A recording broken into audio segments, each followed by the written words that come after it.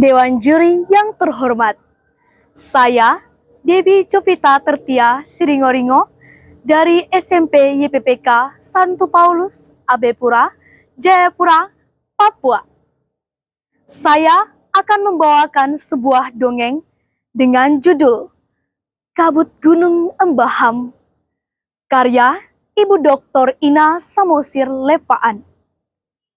Cerita 7 putri dari Kayangan sering kita dengar di tanah Jawa. Sekarang ini, saya akan membawakan kisah 7 putri dari Kayangan di tanah Papua. Bagi para penikmat, silakan menikmati penuturan saya berikut ini. Dahulu kala, di suatu gunung berkabut, bernama Gunung Embaham, terdapatlah sebuah kolam dengan wangi semerbak, bagaikan aroma bunga mawar. Wangi tersebut sampai ke Kayangan dan tercium oleh 7 bidadari. Mereka tergoda sehingga mereka turun ke bumi untuk mandi di dalam kolam tersebut. Sang kakak mengingatkan kepada mereka untuk mandi, tetapi ingat akan waktu. Dengan bergegas, mereka melepaskan selendang mereka dan turun mandi ke kolam tersebut. Mereka mandi dengan sangat asyik, sampai mereka hampir lupa akan waktu. Sang kakak pun berteriak kepada adik-adiknya, "Adik-adik, ambil selendang kalian, kita harus kembali ke Kayangan, kita tak punya banyak waktu lagi." Dengan bergegas, adik-adiknya keluar dari kolam dan mengambil selendang mereka masing-masing. Namun, adik bungsu mereka masih mencari-cari selendangnya yang entah kemana. Melihat gerakan adiknya, sang kakak pun ikut membantu mencari. Namun, apa boleh berkata, waktu sudah tidak memungkinkan lagi. Kakak-kakaknya harus kembali ke Kayangan. Sang adik pun menangis dan berkata, "Kenapa nasibku seperti ini? Kenapa kakak-kakak meninggalkan aku sendirian?" Kakak-kakaknya pun menjawab sambil menangis terseduh-seduh, "Dek, carilah selendangmu. Kami menunggumu di Kayangan." Adiknya pun menangis dan menutupi dirinya di balik semak-semak. Tiba-tiba datanglah seorang lelaki gagah perkasa berdiri di hadapannya. Ia berkata kepada bidadari tersebut, "Siapa engkau? Kenapa seorang perempuan sendirian di hutan belantara seperti ini? Dari manakah engkau?" Sang bidadari itu menjawabnya, "Aku bukan berasal dari dunia ini. Tadi aku bersama kakak-kakakku, tetapi mereka harus kembali ke Kayangan dan aku tertinggal sendirian karena selendangku hilang entah kemana." Sang lelaki berkata kepadanya, "Aku akan membantumu."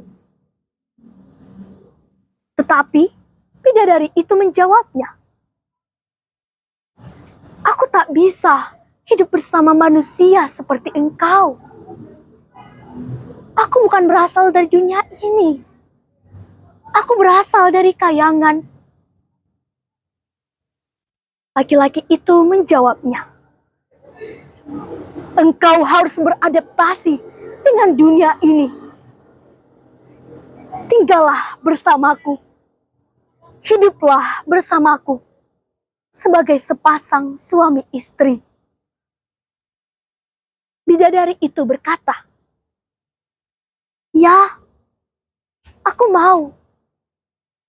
Tetapi ada satu syarat yang harus kita penuhi bersama. Pada saat bulan purnama tiba, kita harus sujud kepada purnama. Jikalau kita melanggar janji, maka ada risiko yang harus kita tanggung bersama. Lelaki itu menjawabnya, "Baiklah, aku akan memenuhi janji tersebut." Namun, apa yang terjadi? Saat bulan purnama tiba, mereka sedang asyik berpadu kasih. Cahaya purnama menyinari kedua wajah mereka, sehingga mereka sadar bahwa mereka telah melanggar janji.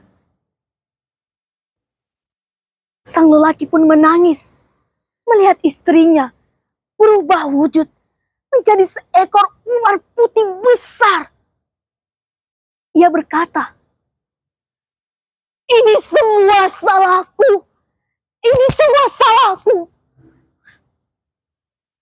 Tetapi istrinya menjawabnya,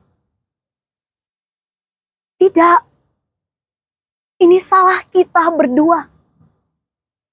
Sekarang, hantarkanlah aku ke kolam Embaham. Biarkanlah aku tinggal sebagai penghuni di kolam tersebut. Dan engkau, tinggallah di dalam rumah ini.